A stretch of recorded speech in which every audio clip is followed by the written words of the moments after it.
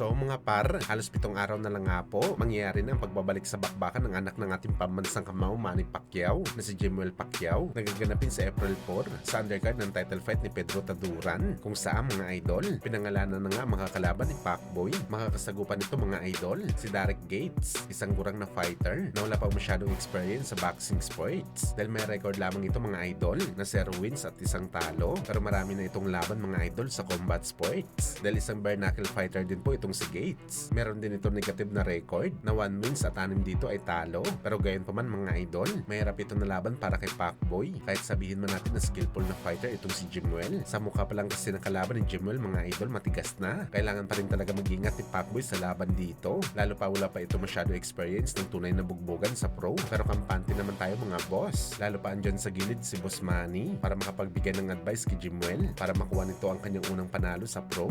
Mahina yung suntok mo, hindi ka respetuhin ng mga kalaban mo.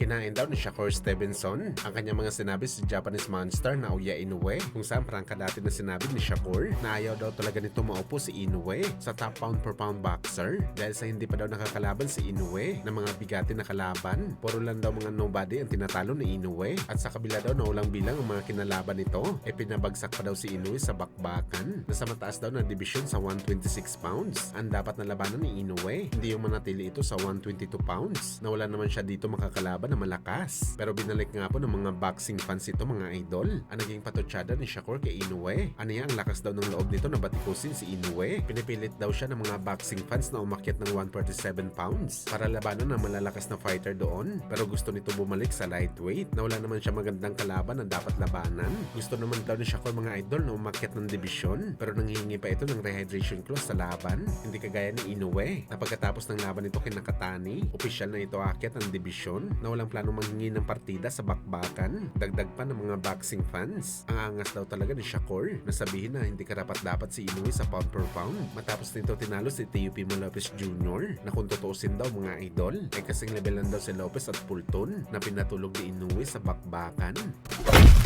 Sa kabilang banda naman mga boss, sikat na rapper na si NBA Youngboy, binanatan si Mayweather na wawasakin. Kung saan mga idol, sa naging live ni NBA Youngboy, sinabi nito na wala na daw siya business sa anak ni Mayweather Jr. na si Yaya Mayweather at tinawag niya ito na bayarang babae. Sa ngayon daw wala na siya pakialam sa mga Mayweather, lalo na itong si Floyd. Sa mga hindi po nakakaalam mga idol, apo ni Floyd ang anak ni NBA Youngboy. At parang dito mga boss, nagkakaproblema pa si Floyd. May problema na si Floyd sa pera at ngayon may problema naman ito sa pamilya. Binastos ito ng ama ng kanyang apo.